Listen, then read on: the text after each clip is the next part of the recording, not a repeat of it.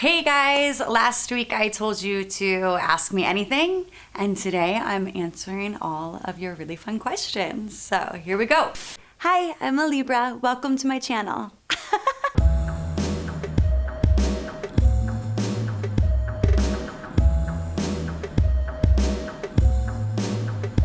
Numero uno, how did you come up with the name ALiBRA? Well, first of all, I am a Libra, and that's my sign, and I'm really connected to my sign. Anytime I read anything about Libras, I'm always like, whoa, that does sound like me. And growing up, anytime somebody would ask me my sign, I would always say, I'm a Libra, and I thought it sounded really pretty. So when I was around 11 years old, I knew that was gonna be my artist's name, and it just fits me so well. Even though I don't take astrology 100%, I think it's just really, really fun, and it just felt right. Question 2, how do you create your style? Well, I have always been really particular about what I wear. My mom said that even when I was 3 years old, she just couldn't buy me an outfit because I'd be so picky about what I wanted to wear. But I don't really have one source of creating a style. I mean, I do love to create looks. I find it really therapeutic. I'll just stare at my closet for hours coming up with different ways to put different clothes together. And I love going vintage shopping. I love finding really cool, unique pieces. But it really depends on my mood of what my look is gonna be for the day. Sometimes I wake up and I just wanna wear like big baggy t-shirts and Dickies and no makeup. And sometimes I wanna be really feminine and wear cute little dresses. And sometimes I wake up and just wanna wear all black. And sometimes I wake up and I wanna be a rainbow.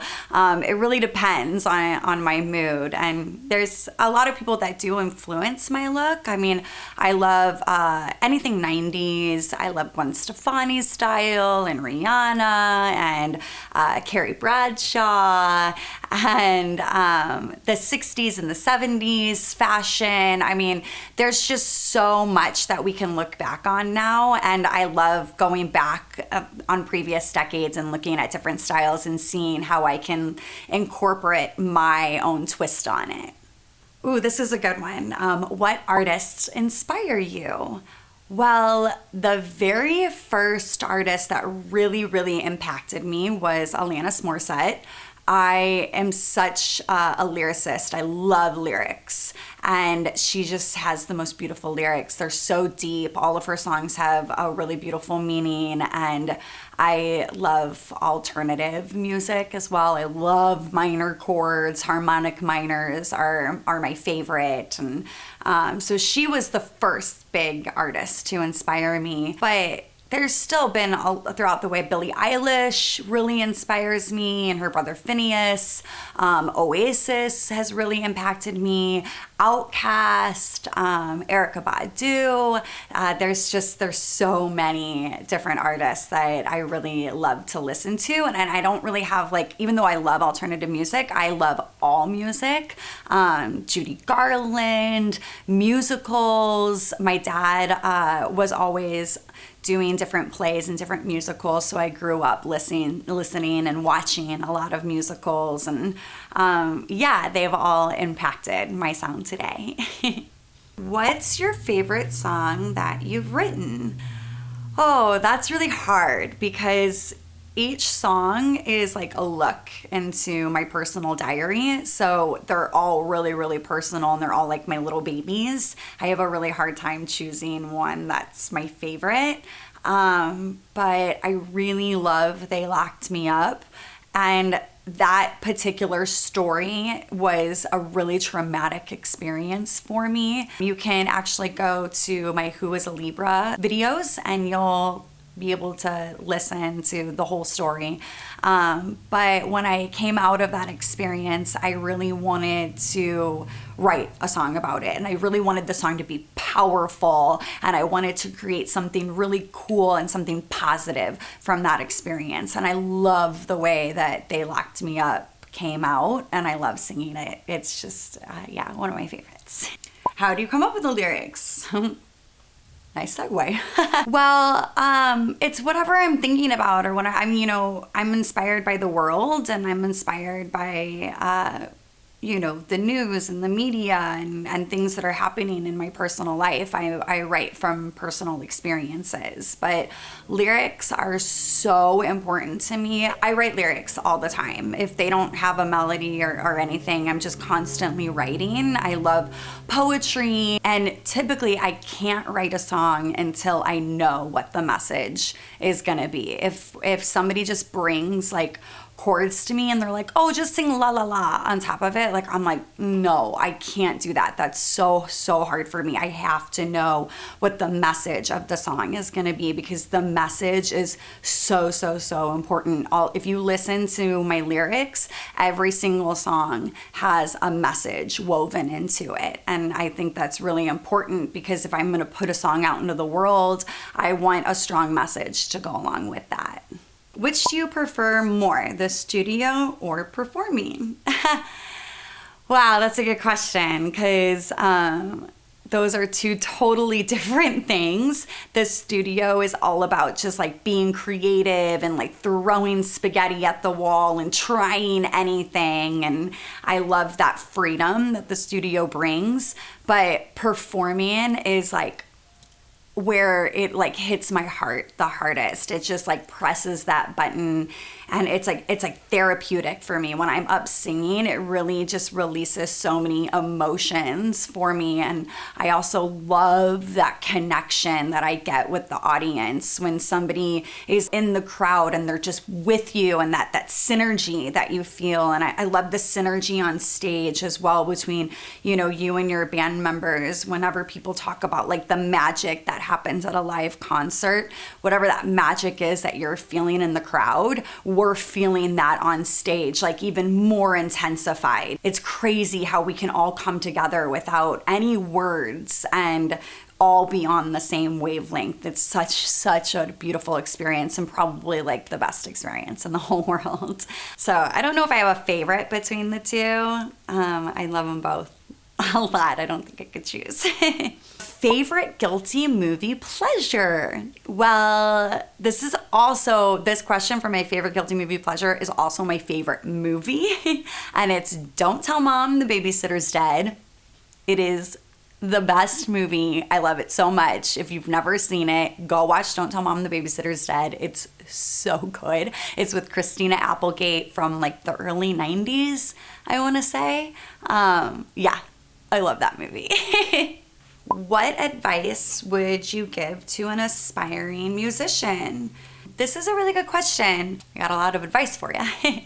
The first piece of advice I would say is to not follow a sound. Don't chase a sound. Find your sound. You can be inspired by artists and by different sounds, but don't try to emulate anybody. Like, the reason why people break through in the industry is because they have a specific voice that nobody's heard before, a specific sound that nobody's heard before. Don't chase a sound. Go after who you are. What makes you special? What makes you unique? What do you have to say? What do you have to bring to the table?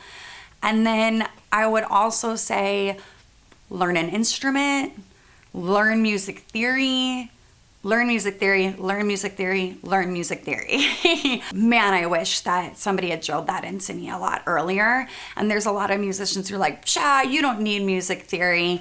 And yeah, that's true. You don't need music theory, but that is the language of music. And if you know that language, it is going to open you up exponentially. And not only that, but you are able to communicate so much better with other musicians, because you're all speaking the same language. And again, I learned that lesson the hard way. I mean, I was like, I don't need music theory. I can do this on my own. It's fine, just being naive.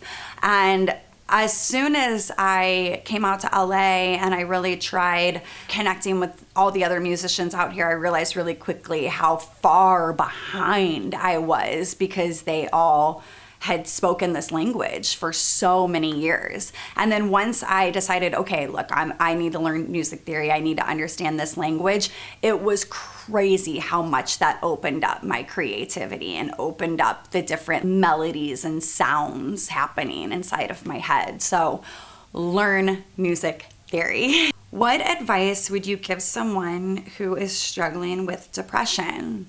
This is a deep one. So I guess first I would say you're not alone. So don't be ashamed of your depression. I was really ashamed of it for so long. And the shame is unnecessary and it makes it even worse. So don't be ashamed, you're not alone. And speak up. Start telling people that you think you may have depression or that you're feeling really sad. You need a support system more than anything. Something that can really trigger depression is that feeling of being alone. And if you don't talk about it, if you don't tell anybody, then nobody can be there for you. So talk about it, have that support system. I would also say to quit drinking, like immediately. When I was diagnosed as having bipolar, that was the first thing I did, was quit drinking. And alcohol is probably the quickest way to trigger your depression. So I would cut that out. And as soon as I cut out alcohol, it changed things so much for me. I've been sober for almost 2 years now, and it was the best decision I ever made. So I would quit drinking, I would get a support system, and I would start trying to find a doctor that you can talk to and talk through what's going on with you and be diagnosed properly, because it might not just be depression. There might be other things that are happening. It might be a trauma that you don't remember. It might be something like bipolar. I was actually really surprised to find out that it wasn't just a depression that I have, that I'm also manic. So I would get properly diagnosed and talk to a doctor as well. What is something from your childhood that helped shape who you are today? I would probably say the biggest one is when my dad came out as gay. It really helped me understand that you should always be who you are. My dad lived in fear for so long. He was so afraid of what people would think of him, what his family would say, and he was so afraid of rejection, and he lived a lie for a really, really long time. And when he came out, it opened up who he really is, and you could just see the happiness for him to finally just be free. And that really shaped who I am as well, because for so long in my life I was also not being who I am. I was trying to fit in and trying to be what everybody else wanted me to be, instead of being who I really am. And my dad coming out was something that really inspired me to be who I am as well. When can we stream your music? Good question.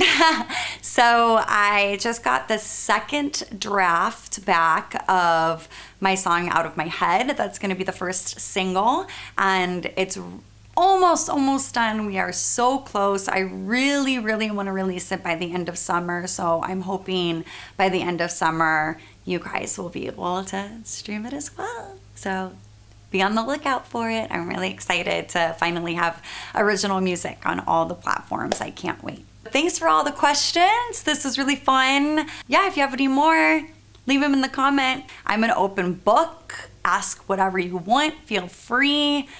Thanks for watching. Don't forget to subscribe.